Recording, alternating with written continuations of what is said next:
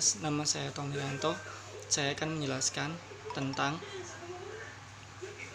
sharing mengenai pengalaman tentang kegiatan sosial dalam kondisi bencana alam atau penyakit endemik yang sekarang terjadi di Indonesia.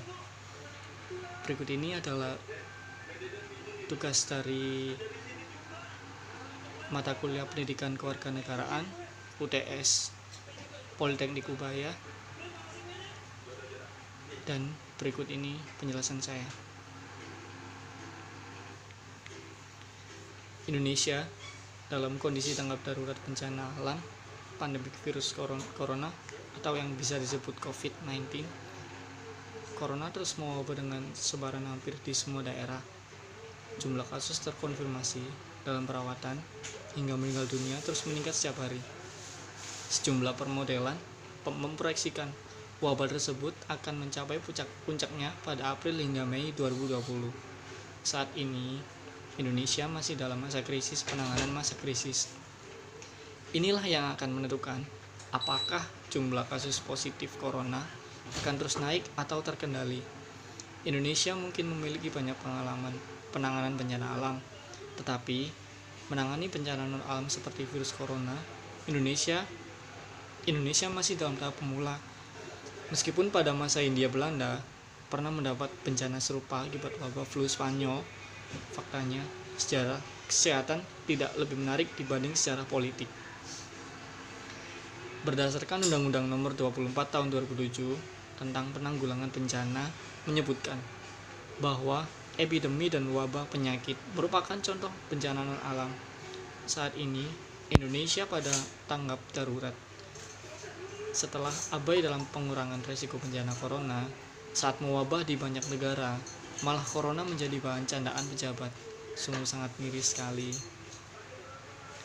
1 dekade lalu, Badan Pusat Statistik BPS atau yang biasa disebut BPS melakukan pengukuran modal sosialisasi untuk mengetahui stok modal sosial Indonesia. Instrumen pengukuran yang mengacu instrumen Bank Dunia tersebut masih relevan untuk menggerakkan energi sosial untuk mengatasi bencana corona ini. Berikut ini implementasi beberapa subdimensi modal sosial dalam konteks membangun gerakan kolektif mengatasi bencana corona ini. Salah satunya adalah saling percaya dan solidaritas. Itu sangat dibutuhkan karena sikap saling percaya diperlukan untuk mengatasi bencana corona. Selain percaya, diperlukan baik antar masyarakat maupun dengan pengambil kebijakan. Masyarakat harus percaya dengan skema kebijakan pengulangan bencana corona. Pemerintah dengan tetap berpikir kritis, percaya ketika diminta untuk tetap di rumah, bekerja di rumah atau work from home, meniadakan kegiatan ramai, tidak berkerumun dan sebagainya untuk mencegah penyebaran virus secara masif. Yang kedua, gotong royong dan kerjasama. Gotong royong adalah modal sosial yang sudah mengakar, warisan leluhur bangsa Indonesia. Partisipasi individu dan kelompok ini diperlukan untuk mengatasi bencana.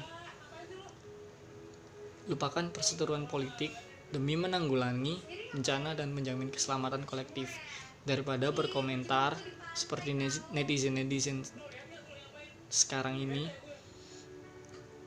yang kebanyakan menghujat, dan elit-elit politik sebaiknya turun tangan menggerakkan kelompok untuk bersama-sama terlibat dalam penanggulangan bencana ini.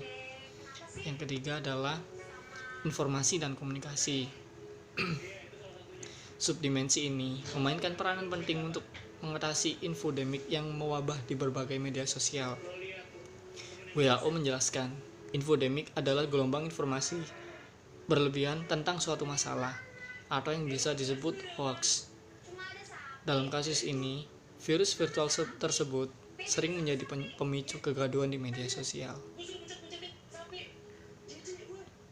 Kemudian yang keempat, keeratan sosial dan kebersamaan.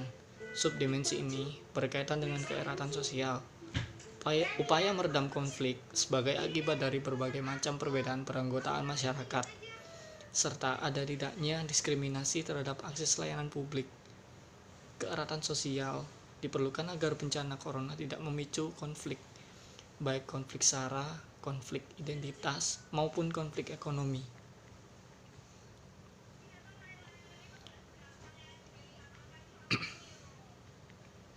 Maka dari itu, kebijakan untuk tetap di rumah, bekerja di rumah, tidak kumpul-kumpul, tidak membuat keramaian, perlu diterapkan pada level mikro. Motivasi individu disertai dukungan keluarga dan lingkungan sangat berperan penting untuk mendukung kebijakan tersebut.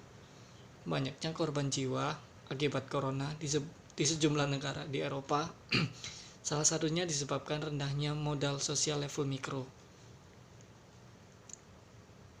Daerah juga mestinya dapat membangun laboratorium darurat untuk pengecekan dan analisis bagi ODP dan PDP. Kebijakan karantina wilayah terbatas mestinya juga berada di daerah. Pemerintah juga diharapkan lebih terbuka dalam memberikan data dan informasi kasus corona. Monopoli informasi hanya akan memperlambat penanganannya. Tanpa transparansi, modal sosial masyarakat sulit digerakkan. Kepercayaan publik terhadap pemerintah adalah kunci.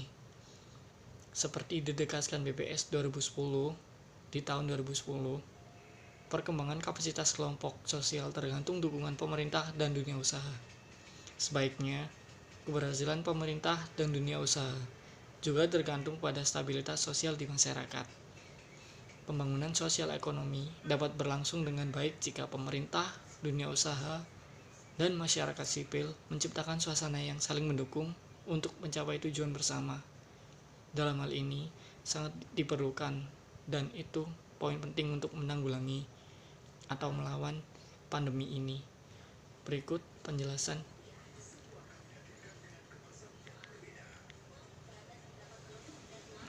Demikian penjelasan dari saya mengenai sharing pengalaman tentang kegiatan sosial dalam kondisi bencana alam atau endemik COVID-19 ini di Indonesia. Oke, sekian dari saya. Saya Tomarianto dari Politeknik Ubaya, program studi bahasa Inggris bisnis, mengucapkan terima kasih and stay healthy.